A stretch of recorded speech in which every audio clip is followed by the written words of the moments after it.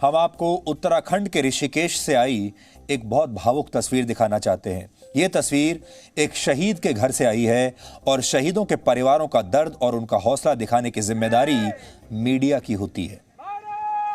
आज बीएसएफ के शहीद सब इंस्पेक्टर राकेश डोभाल का पार्थिव शरीर उत्तराखंड के ऋषिकेश में उनके घर पहुंचा और तब इस शहीद की 10 साल की बेटी ने जो कहा वो बातें आज आप सबके कानों में जरूर गूंजेंगी।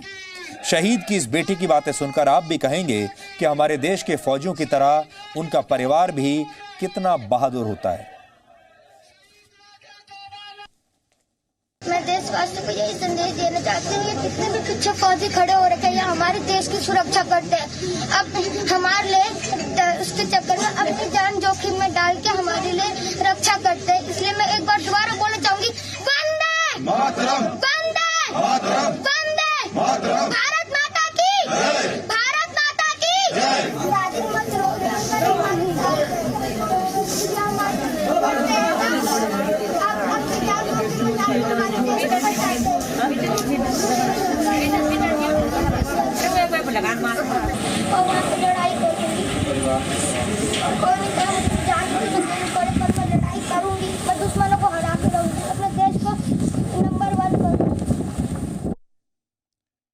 ये बच्ची सिर्फ 10 साल की है और इसका नाम है मौली।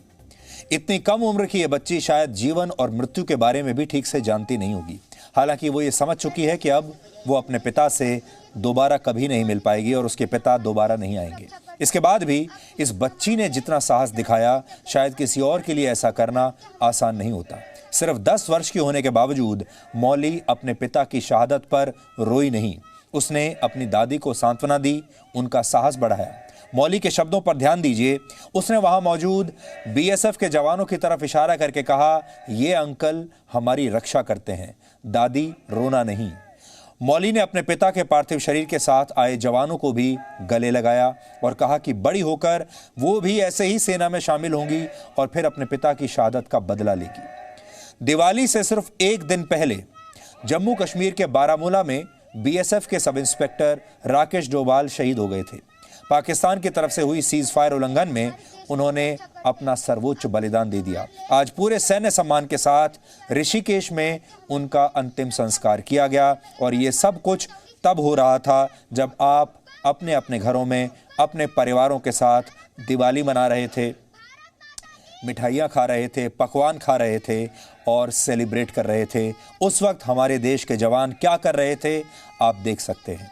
शहीदों और उनके परिवार पर क्या बीतती है उसकी तस्वीरें भी सबसे पहले मीडिया आपको दिखाता है, क्योंकि ये हमारी जिम्मेदारी है। इससे पहले शहीदों के पार्थिव शरीर उनके घर पहुंचते थे, उनका अंतिम संस्कार भी होता था, लेकिन आप सबको शायद इसके बारे में जानकारी तब नहीं मिलती थी, तस्वीरें देखने को नहीं मिलती थी। लेकिन जब से 24 घंटे के न्यूज़ चैनल्स ने ये तस्वीरें दिखानी शुरू की हैं, तब से देश के लोगों को भी शहादत का अर्थ और शहीदों के परिवारों का दर्द समझ में आने लगा है। इसलिए अब जब आप ये सब कुछ देखते हैं तो आपको एक बार ये भी सोचना चाहिए कि ये सब कुछ, ये जो बहुत बड़ा बदलाव है, ये मीडिया की वजह से हुआ है इस देश में। और पार्थिव शरीर जो हमारे शहीदों के होते हैं, उन्हें उनके घर पर पहुंचाने की जो परंपरा है, ये 1999 में कारगिल युद्ध के बाद शुरू हुई और कारगिल युद्ध में हमारे जो जवान शहीद हुए उनके पार्थिव शरीर को सेना उनके घर तक पहुंचाती थी। और तब से मीडिया जो है, 24 घंटे के जो चैनल हैं, वो लगातार इसे कवर करते हैं, तस्वीरें आप तक भेजते हैं ताकि आप में भी वो जागरूकता पैदा हो सके, पूरे देश को ये पता चल सके कि हमारे सेना के जो जवान हैं वो कितनी बड़ी कुर्बानी आपके लिए देते हैं।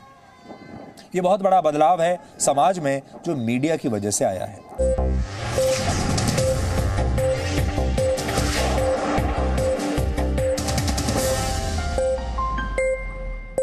Presenting B News app, available on Google Play and App Store. Download it now.